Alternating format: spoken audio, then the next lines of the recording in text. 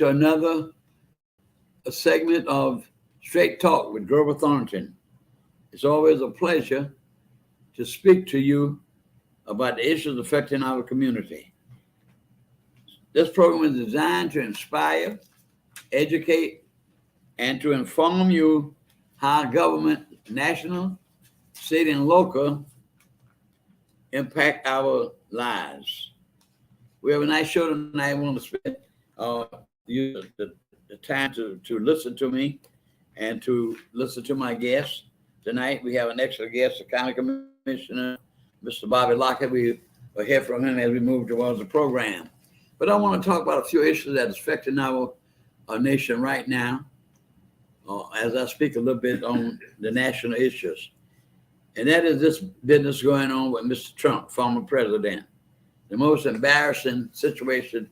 This country is over 150 years old, and we had this time kind of foolishness going on. This is the first time this has ever happened.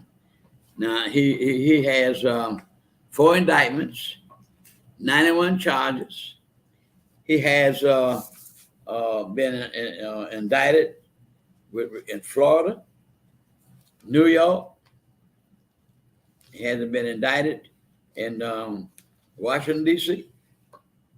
And the thing about it, and New York, he has 13 charges in New York, 34 in New York, I apologize, 13 in Georgia, 40 in Florida, 4 in D.C. These charges, I hate to say this, but this is the truth. Each one of these DAs are African American. The lady in New York is Attorney General.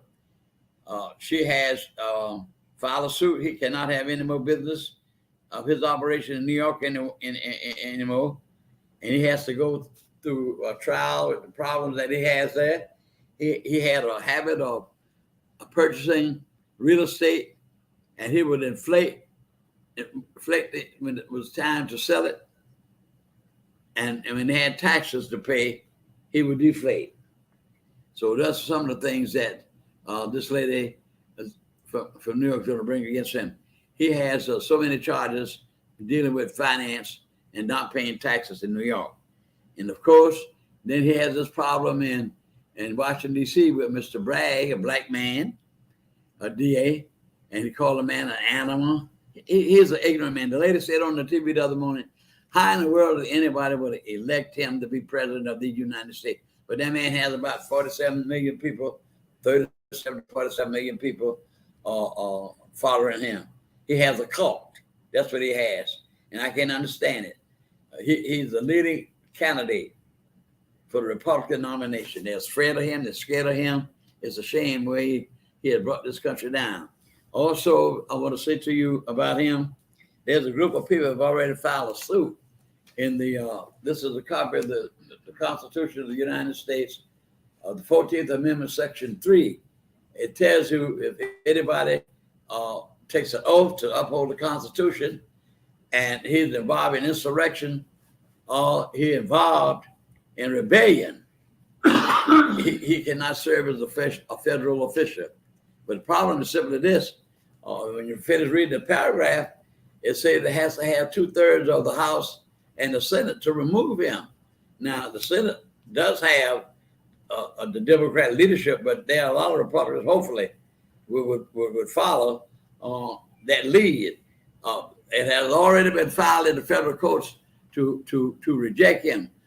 Colorado right now has a suit, and they're trying to move him off the ballot for running for president. A lot of people are embarrassed about this man. This man is disgraceful. He say anything, he has no character, he has no decency, and he's representing the country.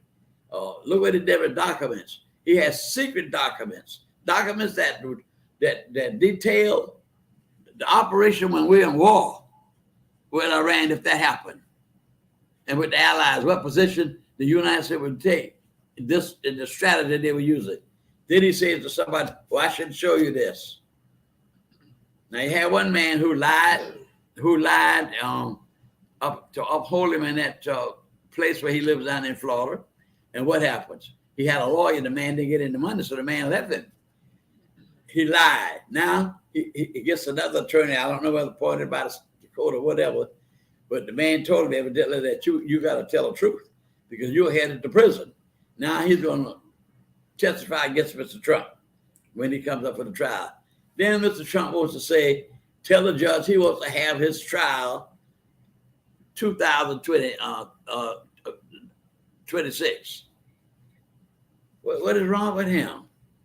This man, the American people are letting this man just do all these type of things and getting away with it. He has always gotten away with things. He gets in these things, he come out smelling like a rose. But now we got him. He cannot get away with all of this. Sooner or later, they're going to bring him down. Also, I want to talk about the people that are going to prison for him. Now look at the Proud Boys. What he said? Proud Boys, stand back, stand by. What they got? 15, the Proud Boy head man got 22 years in prison. The Oath Keeper man and his partner, 15 and 13 years in prison. They've gone to prison for him. I don't understand that. Gone to prison for him. So the American people got to get out and vote. This man is a danger. Like President Kennedy was saying when they had the, which I'm going to talk about in a few minutes about Mr. Marion in Alabama, when Mr. Marion was trying to get to university, and he talked about what they were doing, trying to disobey federal law, courts, and all that's leading towards the path towards tyranny. And tyranny is simply that it's unjust and the government has all of the powers and they make all the decisions. That's tyranny. And it's not democracy. That's tyranny. And we do not need tyranny in this type of government. We're trying to save our democracy. And it was wonderful to see on the television yesterday where all these presidential centers, the one that they built for Mr. Obama, Jimmy Carter Center, or the Bush's Center, Clinton Center, all of these people talked about democracy and telling the American people to stand tall and let's keep our democracy because you have a right to disagree with the law. But good men say that we have to accept the decision of the courts. Otherwise, you have tyranny or you have communism where you have no rights at all. And this man wants to be a dictator. And that big lie. He can really lie. Look at all these people been indicted, 19 people. And that man, Julia, what's the name? The man that's causing all this problem is in the DA in Atlanta. Fixed him very good. She embarrassed him. He's a supporter of Mr. Trump. So these are the things we have to do. We have to stand tall and support our democracy. And we got to vote. No question about it. We really got to vote. That's the only way to break this barrier that we involved in. Now you take Alabama the other day. Under the 1965 Voting Rights Act signed by President Johnson, and that came as a result of all the business in Selma, Alabama, Marshall, Montgomery, and all of that under Dr. King. And so what happened? In Alabama, they drew the line, the districts, and there were 7 districts, and African American only had 1 out of 7 in which they could vote, not necessarily for a black person, but the right to vote for whomever they wish to vote for. Violation of the Voting Rights Act. And they said, forget about the Supreme Court. They don't pay no attention to the court. So they're going to appeal it. The judge say the same thing back again. Now they're going to go back to court. The court's already originally said they got to redraw another plan because that was a violation of the Voting Rights Act of 1965. So we're going to see what happened in that case. Because the fact of the matter is this, they know that if we get people elected, it could be a big change within the House of Representatives. Now, since the Republicans took over control of the Congress by 4 votes and had a problem in New York, they lost, was unable to get those 2 or 3 votes, and it was another place, and we lost the control of the House of Representatives. But we still in control of the Senate because Mr. Warnock won that election against that crazy man, Herschel Walker. But the fact of the matter simply is that we need to get control of the House of Representatives. That's the only way we're going to get things done. And they're talking about impeaching Mr. Biden. All these wonderful things that man has done. Infrastructure bill. They can purchase all this medicine, this high medicine with $300 insulin, $300 a month a person will have to pay. Now, thanks to Mr. Biden, $35 a month. Infrastructure bill for roads and bridges. All these type things that Mr. Biden has done. And how in the way are you going to give the man a low rating? A low rating just of approval. Most of those people are Republicans that are doing that. Republicans, they have not done anything but investigations since they took over in January. Tell me one thing they voted and done. Now we're about ready to have the fiscal year money to run the government. At the end of September, it runs out. The fiscal year starts October 1. So they don't have we have about 2-3 weeks, and it's time for the fiscal. They already talk about that crazy lady, Green, come talking about she's not going to vote until keep the government closed until we do an inquiry on President Biden and his son. His son is not running for president. Why are they trying to accuse President Biden about his son? They mean like he got money from that and all that. Everything they've done so far has not been fact. It's only been speculation. So the fact of the matter is simply this. Mr. Biden has done an excellent job, and it's our responsibility. Now, this is about his age. Age is just a number. Biden is only 4 years younger than Trump. And Biden has character. Biden has decency. This man has no decency. Look how he talk about women. Use profanity and all. This man is awful. Worst president in the history of this country that we have to dealing with Mr. Trump. It's awful. Oh, now we were supposed to have, I want to say this, I always talk about Black history because our history, and particularly in Florida, is being whitewashed. Now, Mr. DeSantis, who wants him president? He's a racist. Who wants a racist man president? He wants to do away with Black history. He does not want the white children to know the way Black people were treated. That's the bottom line. No question about it. That's the bottom line. And our country has been the biggest liar in the world. They're saying justice for all. We don't have no justice. Look what I just told you about Alabama. Instead of telling people to get involved with their government, learn more about their government, participate in their government, they're trying to keep you from voting. They want to disenfranchise you. It's embarrassing. It's disgraceful. It's disgraceful. And then they walk around and say, we got a democracy. Got no democracy. How you gonna tell the democracy you want to do these things to your citizens? Like President Lincoln said one time, that all this slavery and all this stuff was going on, so we'll have people call us a bunch of hypocrites. And that's exactly what we are. We talk about democracy, then they'll go to church Sunday morning praising Jesus and come right back Monday, and let's keep these people from voting. They're fooling themselves, ladies and gentlemen. They're fooling themselves. Now, you take, for instance, this young man right here, James Meredith, applying to the university. I think I told you that before. But see, so long, our history has been ignored, and a lot of time it had been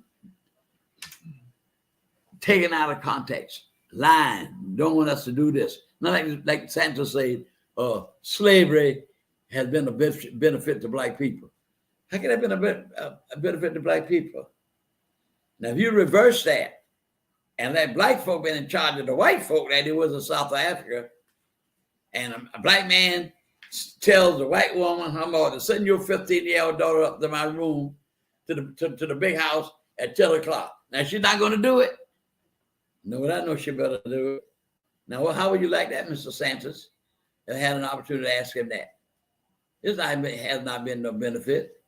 If you want to help a Black person, you say, look, I'll pay you so and so and so, and you can learn this trade. That's all he had to do. So don't say I benefited from that. You were forced to do that against your will. Now, you see, Mississippi, that boy want to apply to get a University of Mississippi. And this book I read, is the things in this book, the way that they did this man, David said he lied about living in the city in Mississippi. Finally, he lived there. They said he voted and lied he rested. Oh, there was so much.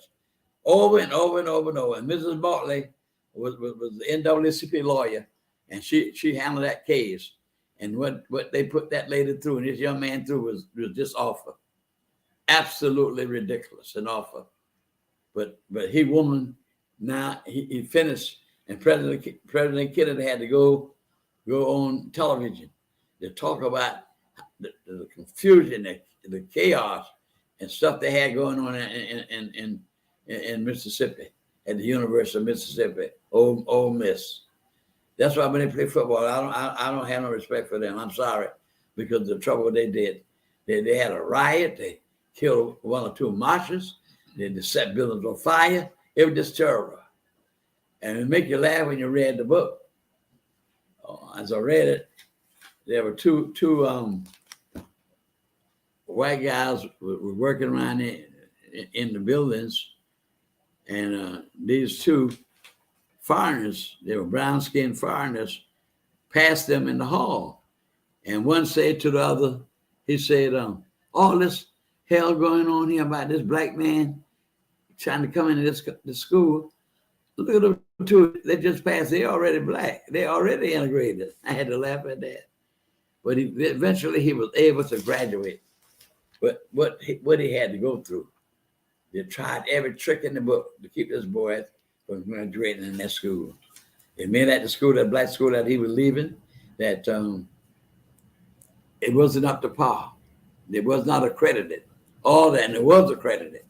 So we as black folk, we got to teach our young people. They do not know the struggle that black folk really endure, and we're still in a struggle. Just story about Alabama. But how they gonna know if we don't tell them? How they gonna know? They don't know what it is to stand on the bus and you all the seats up to the front empty. You got to stand. That man did me one time, and I refused to get up. I was going to Savannah State. I thought, I'm not getting off this seat. And I knew I was going to jail. And two people, Bobby, they were on the bus. And one of them said, heck, boy, hold that thing, and I got to go to my job. I sat right there. And so I said, look, I want y'all to do me one favor. That's all I'm asking you to do. I'm not getting off this seat because nobody's on this seat. And there are no white people in here, and this is a black route anyway. And if it wasn't, I'm not getting up out of this seat. That's what we had to do at that time. And I paid my money. So he got off the bus, the driver did. At that time, you had the phone booths all out. They stopped doing that after people tearing up the phone booths and stuff like that.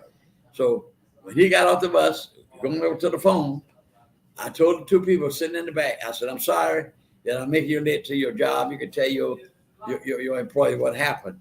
But I'm not moving off this seat. But will you do me a favor? If they put me in jail, all I want you to do is call the NAACP office and ask to speak to Mr. W.W. Law and say Grover has been arrested because he would not move off the seat. And I was supposed to be in the East Broad Street School with Judge Gass's wife. She was the curriculum supervisor. We were supposed to observe some children in the class, how they operate and how to carry it on their lives, little children. So I sat waiting for the police. I guess that's who he was calling. But he didn't call the police. That's why I looked out the window, and this white man drove up in a Pontiac, never forget. So he stepped to one of us and he said, what's going on? I said, what's going on? I said, he wants me to move, and I'm not moving. Even though white folk on the bus, this is three black people, even white folk were sitting there, I'm still not moving because I paid to ride on this bus. And I was supposed to, it was about 9:30 or something to 10. I said, I was supposed to be in East Broad Street School at 9 o'clock. And look where I'm sitting. And this is a black route anyway. It was the Broad Local. Went from Broad Street, right around East Broad Street, around a circle. I sat right there. So the gentleman said, what's your name? And I told him, he said, come on, Mr. Thornton, and let me take you where you're supposed to go. And I got in this car. And he said these words. He said, I'll be glad when them so-and-so signs come down. And that's what happened. I refused to remove. I sure did. Sure as Christ my Savior. I sat right there on that bus. So these people don't know the things and the trials and the tribulation, the death, and all of the things that happen. They don't know. But it's up to the parents to tell these young people. They got our history. Our history is essential. They have ignored it. They suppressed it. Some parents, this article I was reading, the lady did a research, and she found a lot of parents are taking their children to museums. They're taking them to black tours and stuff where they can learn about our people. I thought Ms. Gunn would have been here.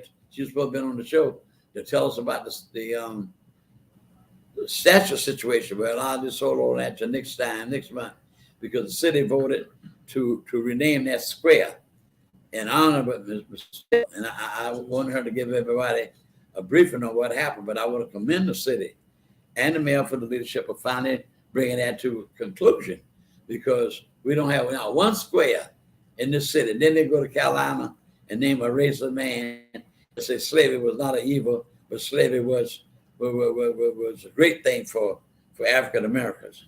And that's what Calhoun said. And he prided himself. Like this book right here that I read about reading it. This is the book of speeches. And I love to read it, and I read several speeches in there. One about Dr. King is, I have a dream speech in this book also. And the thing was, he said about him, look, he had grown steady in the admiration and affection of the land and South. His very civility was a binding link, for it was the civility of a prophet determined to save a way of life, a white democracy. That's Calhoun, that is named the square after. But I want to commend the city and all the council members for that. So I wanted to talk about that, and I wanted to talk about this book, because I got to just keep, as long as I live and this show is on, I got to keep trying to tell the people, teach our children about our race. You see, they're trying to whitewash it. They don't want white children to know how bad they treated African Americans. And we made such a great contribution to this country. Free, like Lincoln said, toil without reward. 150 years of free work, free labor. So but our race can only be better than what we make it. But our children, they are the beneficiary of what we've done. Well, I'm going off the scene, but I'm proud that I worked hard for civil rights, sit-ins and all of that.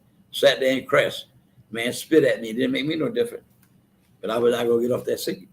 I was there with other people. We demonstrated during the boycott. Police put me in jail, put me in the car to take me to jail. Without keeping people out the stores. And I'm gonna have to tell y'all about these boycotts sometime, sooner or later. I was so proud of my people. Churches every Sunday. If you didn't get there 4 o'clock, you got no seat. But see, our young people don't know nothing about that. They go in the Burger King, they go in the movies, but they don't know the sacrifices. Look what they did in Mississippi. Killed those 3 civil rights men. One was a white fella, one was a Jewish fella, and a black young man. They murdered them because they're trying to get people to register and vote. That's the fundamental background of a democracy, is the right to choose your leaders. And I get so despondent. These things going on, I don't hear nobody in the city is talking about voting. I don't hear it. The churches, I don't hear it. I don't go to every church, but I hope they start doing it. They don't talk about voting. They'll tell the young people where we come from, how difficult it was, how determined they were. These were the things that happened in the 60s, I'm telling you. We're sitting down and they just taking away our civil rights, and we have people in government not speaking out. And I would say this about Mr. Hall. I got to say it. My show is straight talk. Whether you like me or not, that's up to you. But I'm saying straight talk. Now let's tell it like it is. Mr. Hall has several programs, including this one. And people are talking about the issues that are affecting black people. I don't hear nobody else doing it. I know I said it last month. I'm going to say it every time I get an opportunity to say it. Then my hats go off to him. Because the leadership that we had needed in this community is lacking. I'm telling you, sisters, telling you, gentlemen, that I'm telling you. I know how it was in the 60s. And I thank God I participated in it too. I paid a price, but that was all right. But I see good results. So what the sacrifices were done. Now I want to go on now. Miss Gunn for some reason didn't come. I'll let her give us a breakdown and what happened and how it was done to get the whole coalition of city council to participate and name that square. We don't have not one square in the city named after a black person. And I'm waiting to see what's going to be happening to take those Confederate things out of that Forsyth Park. Somebody said, "Oh, the legislature." We have open your mouths of legislation. Put the pressure on the city, the people in Savannah, but back it. Look what they did in Virginia. They took a gigantic statue, took 2 cranes to take it down to Robert E. Lee. Because what? The leaders spoke out. The leaders. But anyway, now I'm going to my special guest here tonight, Commissioner Bobby Lockett. Mr. Lockett, I'm happy to have you on my show tonight. I'm pleased to have you, brother. It's a pleasure. He's one of my Alpha brothers. We have Alpha brother, the mayor, and have a Alpha brother is chairman of the county commission. But I did invite the mayor several times, and he did not respond. But the county commission chairman, we met week before last week we were with Senator Warnock. And I asked him several good questions about government things that are happening. And he and myself and Mr. Wilhite, Brother Wilhite, and a few other Alphas, including the chairman of the county commission, the mayor came in also. And it was a very nice discussion. I asked him some questions about government, so did others, and he responded graciously. So, brother Lockett, I'm so happy to have you here tonight. Good evening, sir. I could say sir because I have that kind of respect for you. I could easily call you brother. Yes, sir. Because we're brothers in the house of Alpha. Yes, sir. And I could call you professor because I knew you as a great educator in this county. But it's a pleasure. And first of all, I want to just tap in on what you just said about the days back. And I was back there then, and I experienced some of those same things you did. Yeah. And it's very necessary for people like you and Mr. Hall to keep this ball rolling and to tell our story. Because if you don't, and if we don't, nobody will. Right. And they are trying to erase our story because they don't want the truth to be told. Exactly. Exactly. And if we don't tell it, then let our children know. Then who will? Exactly. Mr. Lockett, what district you represent in the county? Sir, I represent the 3rd district. Uh-huh. The 3rd district in Chatham County. Well, I know this about you. I've been knowing you a long time, long before you became an Alpha. I have been in the fraternity for over 60-something years. And really, right now, I'm the dean of the Alpha, so I'm the oldest. And you had a lot to do with my coming in. Yeah. Because I look back at Bobby Hill, who was Alpha. there at Savannah State when I came. There was Otis Brock, who was a very strong member of the fraternity. And there was certainly Dr. Prince Jackson. Yes. But as a matter of fact, I remember when I applied for Alpha, I had to go get some brothers to endorse me. Yeah. And you, Grover Thornton. Yeah. Dr. Prince Jackson. And of course, Bobby Hill. Yeah. Great. And when I could go in there and present a letter from you guys, who could refuse it? That's right. Now let's get down and talk about your position in government. I told you all the time about issues. We communicate all the time. If something happens, I call you, you call me. But I want to say this about Mr. Lockett.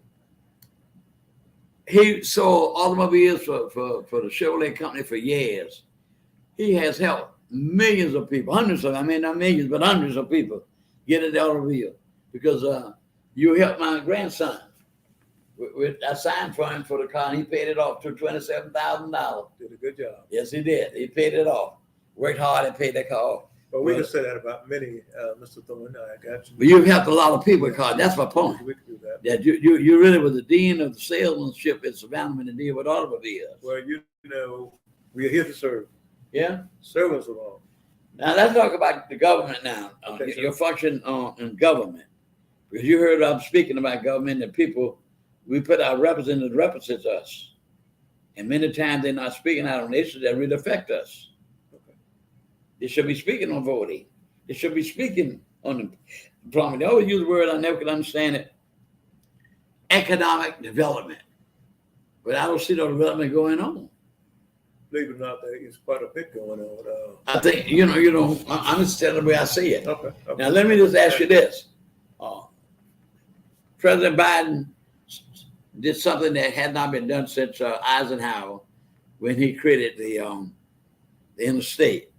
Now, one reason why Mr. Eisenhower did that, from the reading I did, we're about to have war with Russia. You know that. Correct. Sooner or later, we're going to have it with China. I mean, I live to see, but it's bound to happen. Every 20, 25 years, they're going to have a war. And maybe both. I mean, we're fighting both for the Russia, but we're definitely going to have it with China sooner or later. But Russia has trouble now with this economy right now. We did all that war with Ukraine. They're just draining all their resources. Mr. Putin doing that. And of course, that Mr. Trump, good friend, all of that. But the fact of the matter is this: they're in that type of war. And the thing I want to ask you is, Mr. Biden signed an infrastructure bill, along with other things he did. They're telling me, I talked with the person in the city, and they said all the money is gone. But I see the ragged streets. Now, maybe the money was given to the state. That's where it operates. That way it happens, isn't it? It starts from the state. The state sends the money down to y'all. Exactly. And the county sent it down So the question, to the various municipalities. the question I'm going to ask you is this: have y'all used the money for roads and bridges? Yes, we have. That same thing that Mr. Ellis said the other day when we met with Mr. Senator Warlock. That was after Mr. Warlock was gone. Then there was a discussion, and I asked the question, same I'm asking you about the money. I said, but have you spent the money? But you tell me the city spent all this money. What somebody told me. But I see so many ragged streets here. Wait a minute. Okay, I would say this: the county seems to be running a better. Like I told Mr. Ellis, Shepard Ellis, the county seems to be running a better ship than the city. The lady told me all the money is gone. So y'all spend a lot of money, and your chairman, he's my chairman too, because we got this type of government, sitting government, that he was proud of what you all had done. Seems to me y'all don't have all this bickering that goes on with the city. That's just my thinking. What do you think about it? Well, what I'm saying, I'm not putting anybody down. No, not building anybody up. No, but I would say this: tell the truth. we have a mature group on the county government, who doesn't necessarily always agree. Agree, right? But what we would not do is be disagreeable. Exactly. We don't always agree. Sure. Many times, but we sit down, we talk about it. Of course. And we compromise. And the art of negotiation is compromising. Exactly. And we believe if we just can't get together, we go bring in a neutral person. Well, or bring in other commissioners to sit down and talk with us. And if you can show, my philosophy is, if you can show me a better way, let's do it. Let's do it. Now let me tell you where y'all just waste a lot of money. City in Savannah, as far as I'm concerned. I don't know what was the main fact about what happened between this coalition of the police department and the police and the county departments, and when the negotiation broke down, I don't know who was responsible. Somebody said the city, somebody said the county, somebody was holding up that part of the deal. But the fact of the matter is that the citizens suffered because y'all waste all that money. They had to restripe all them cars and all that, just waste our money. Now, I remember Joe Mahaney told me years ago when he was chairman, he and I were good friends. He worked at school one time I worked. And he said that it would never work. I said, well, you tell me it works in Jacksonville. Why it work good in Jacksonville and not here? I can't speak for Jacksonville. You can't speak, but something got to be going on that wasn't going on here that is effective in Jacksonville. And Mr. Scott had the castle thing. I don't know what happened. But y'all had to restripe all those cars, waste people money. And so, I don't know what your tax digest is or nothing like that, but the people suffer. That's what I'm saying. The people suffer when you waste money like that. That's wasted money.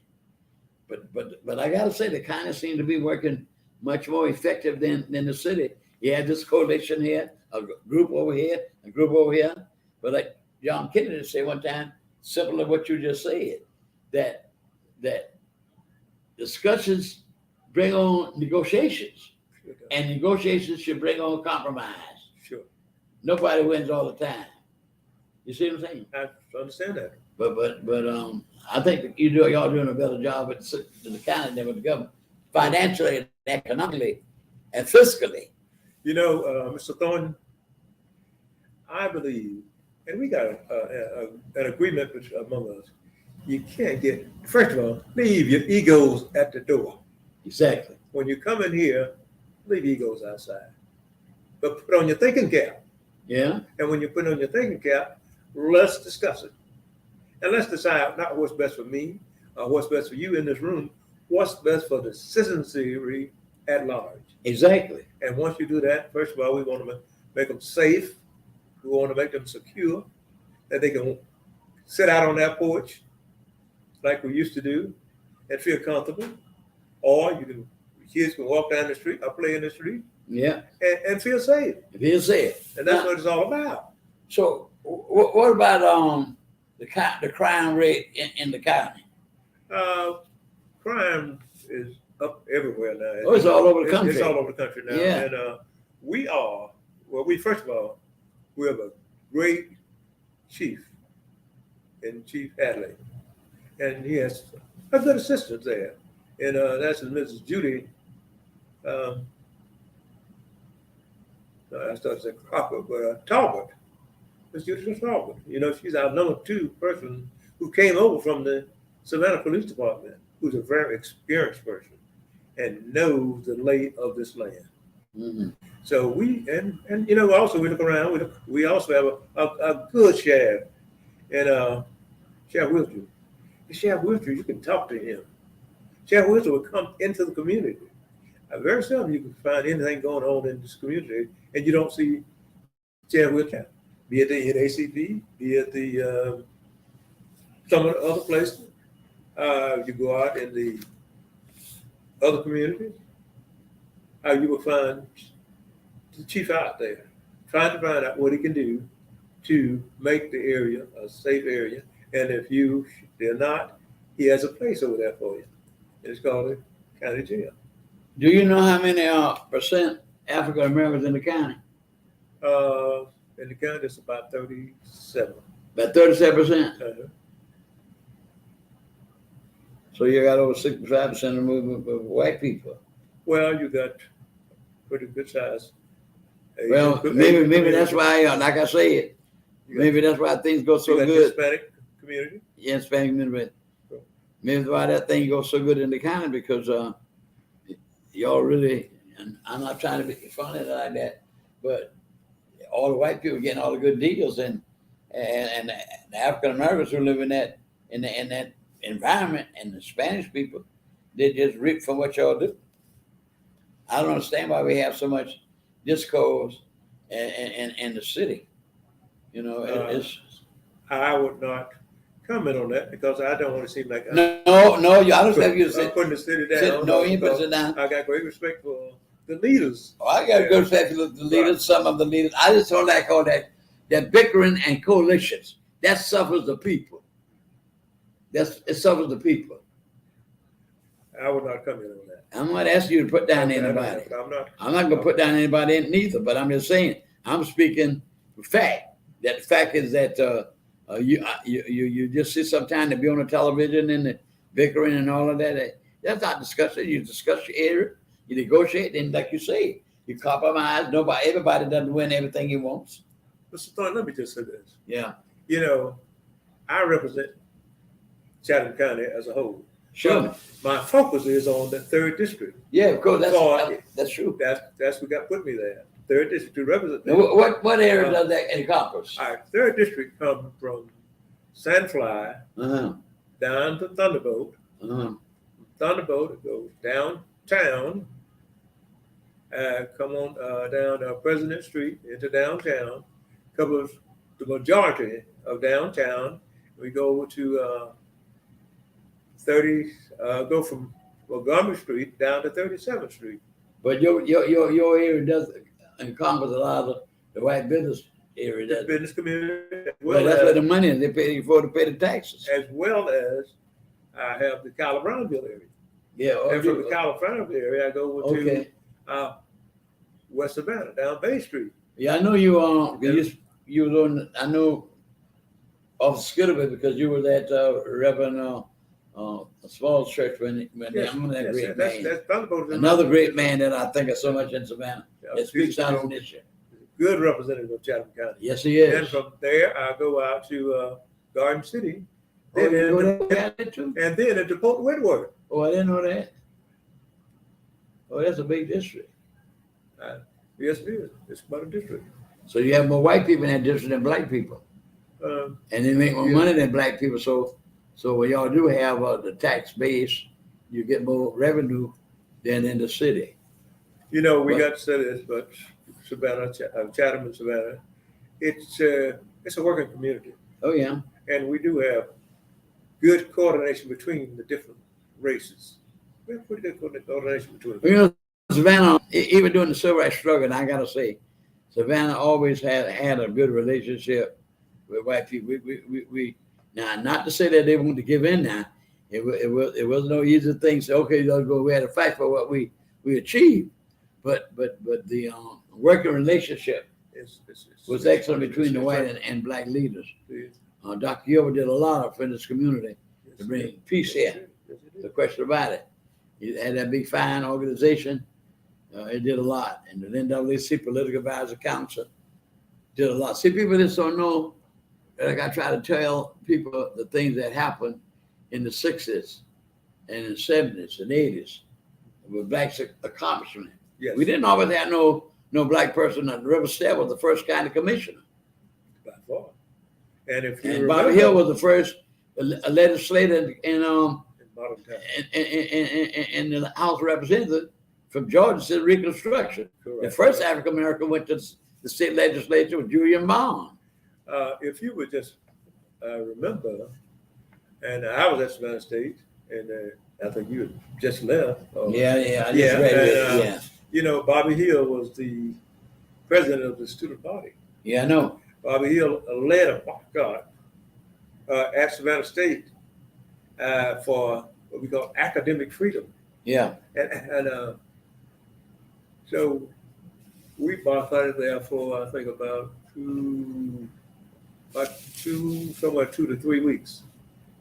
yeah, I remember that boycott rolling The on. chancellor sat down and told President Payne at that time, Yeah, get those kids back to school at any cost. That in the meantime, President Payne had expelled Bobby Hill. He was expelled from Savannah Wow. State, and it was his senior year. Yeah. And I could just remember it as if it was yesterday. Douglas Weather, newscaster here, interviewed Bobby. And that he- brother was a fine he man. was a fine man, and he asked Bobby, said, "Well, Bobby, the boycott is still going, and they have expelled you." And he said, "Well, now, and you've been a senior, what are you going to do? About your education." Bobby, being the person that he was, looked at Doug very peaceful and said, "Doug, I don't know what I'm going to do about my degree, but I have my education." Did you hear that? I have my education. And you can't take that from me. You may deny me my degree, but I have my education. Well, he And that was was. a profound statement. Bobby was a profound person. Oh yeah, he was one of the best lawyers this country had ever No produced. question about it. I tell you one thing, he went before the Supreme Court and argued the case to put the death penalty on hold. And also, if you remember, Deanie Frazier had some family members who worked on that thalidomide case down in McIntosh, Georgia, where The explosion. that exploded, where a lot of blacks got killed in that and got hurt. Yeah, And Deanie finally got Bobby to represent her family. yeah. So then the rest of them heard Bobby speak, and they all Well, tuned in together. I saw him one day in court. He And was that, magnificent. And that, Grover, was the biggest suit against the federal government at that time I know. in the history of this country. Yeah. So that was. Well, we have a lot of good people here. That's what I'm saying. It makes me feel so bad when I think about all the struggle, accomplishments that we make as a people. Now they've become so complacent. Yes, they have. I mean, no question about it. Yes, the sir. black people have become so complacent, and the white people taking things from us just as we sleep. They rip Van Winkle. Look at that about the voting. Look what they did. I just told you now in Alabama. Mm-hmm. Look what it did. Mm-hmm. Only 1 out of 7 districts. You know, there's a saying somewhere in the good book. I gave it to you. What did you do with it? Exactly. So we've given certain positions in this country. We've been given certain positions in this county and in the state. We got to take advantage of it and use it for the best of all people. That's true, but All you can't. people. But you don't get nothing to just be so complacent. Think, oh, everything is fine now. No, everything's not fine, but Everything is fine. wouldn't have now. everything been fine. Yeah, It's a working situation. It's a work in progress. exactly. We got to continue. Got to continue. Yeah, We just can't become to sit down. Like I just said, here nobody talking about voting. They took off 192,000 people last month. I told the show there was 192,000 people that swept off the voting roll in Georgia. Now, what are we going to do about it? That's what I'm talking about. That's why I say these ministers, all the groups, everybody, we need to see that people register. That's all we got is the vote. Rover, we have gotten to the point that we feel like we're entitled. And entitlement is a dangerous thing. It sure is. But how do we break that system where people can get involved in the community? That's like I just said. I compliment Mr. Hall for having all these programs where they're talking about the issues that are affecting black people. What got us where we are today, we had the right people in the right seat. Yes. We got to get back to putting the right people in the In the right right seat. seat. And it's not Exactly. about popularity. Exactly. You follow me? What can you do for the situation? Exactly. What can you do? How you will carry out the mission? How you gonna carry out the mission? And you can't do it just sitting down doing nothing. Be complacent. Oh, it's fine. I ain't got to worry about it. It don't worry me. And you can't do it by saying us for and no more. Exactly. What's good for the people? What's good for the people? What's good for the people? And you're part of the people. Exactly. And guess what? If it's good for the people, that means it's going to be good for you also. Good. I know you're a good representative, and I just have to give the good deeds to the county commissioners because they, like Chester said, that we had that meeting with Mr. Warnock after he left. He said, "Man, we run our business."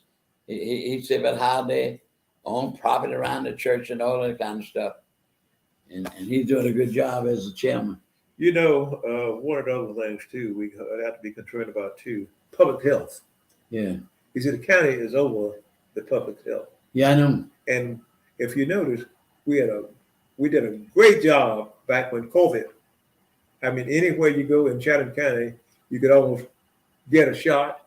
If you're not going to get a shot, they will schedule you for it, and even arrange for you to get transportation to get your shot. Yeah. And Chatham County wasn't as bad as some other places You know, outside. I'm glad you mentioned that about the health situation. I was the first African-American chairman of the Board of Public Health. I opened up that Midtown Health Center because, like I told them, it's ridiculous that you build a health center way out here and poor folk can't get to it. If a person got 5 children bring to the health department, that's $5 to get there and $5 to go back home. As opposed to said you got to bring the child twice during the month. So that they finally built. I cut the ribbon for the one Midtown, but I can never understand why they did not keep titles into existence, where people have these mental problems and all that. I couldn't understand why they couldn't find the money to do that. That was on another watch, but I would say this. That was I don't know whether the city or the county responsible, but Well, if it's public health, it's the county. whether the public health they shut down that titles, and that titles was helping a lot of people with AIDS, was helping a lot of people with mental problems, and that was it. We're still doing it. We got the Curtis Cooper Center. Yeah, we got a Curtis Cooper Center. Then that didn't tell the problem was there. Several other And the hospital got, Well, listen, go right ahead. during my tenure back then, back then in the 90s, the hospitals had gotten so they didn't want to take a lot of injured people. They want to push them to go out to Curtis Cooper place, go out to Curtis. And I said, wait a minute. They said they had a limit how many people they're going to take.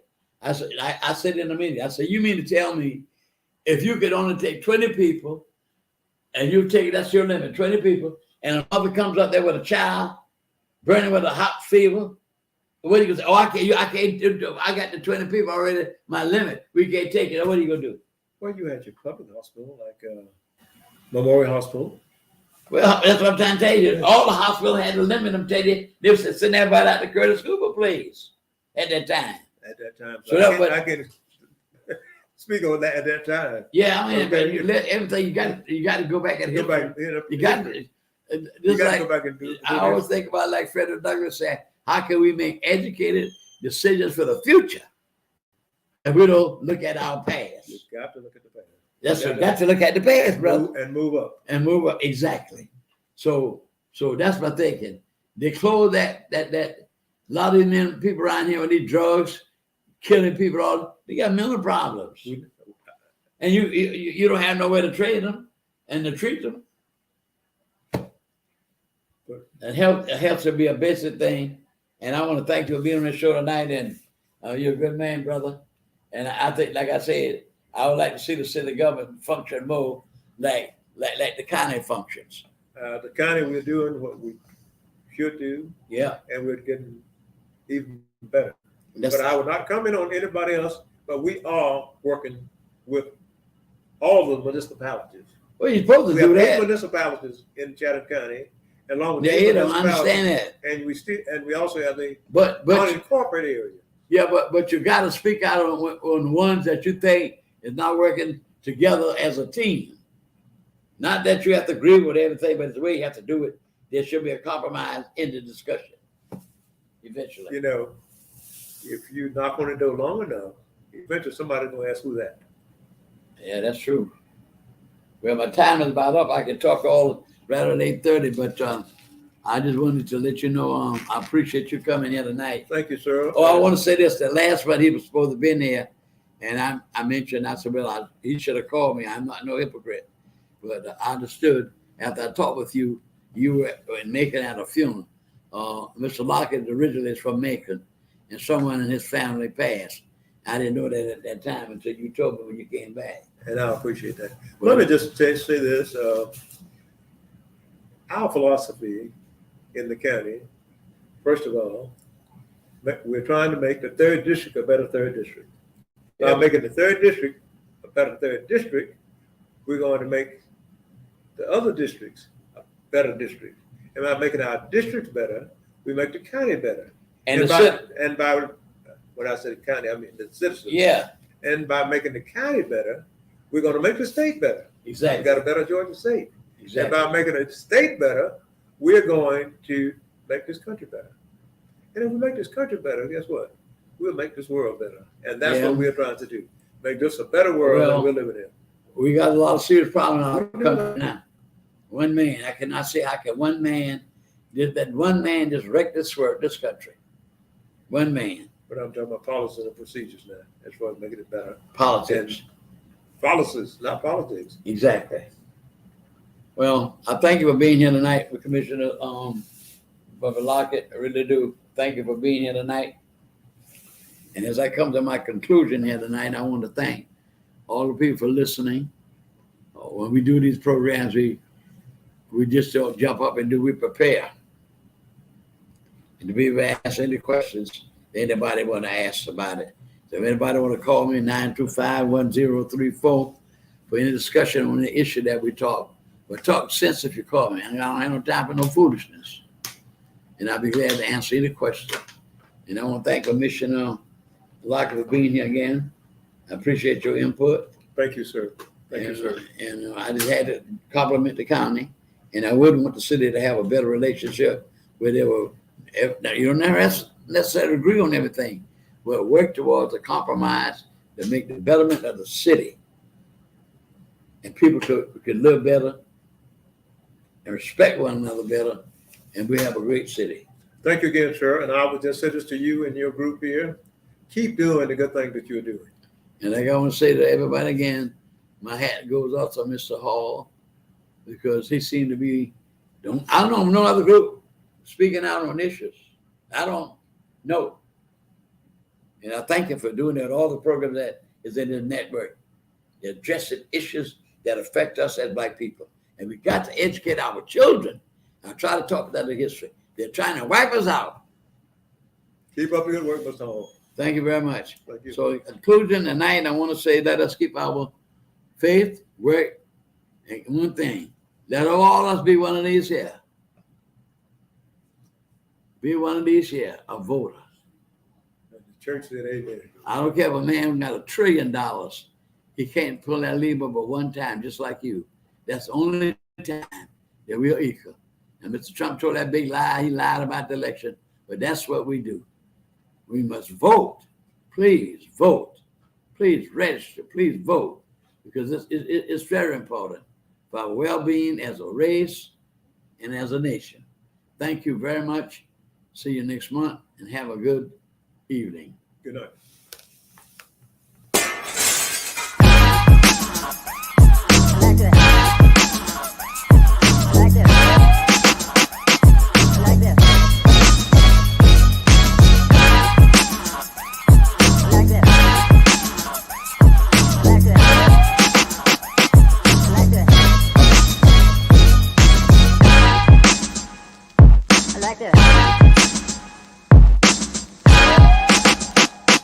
Like this.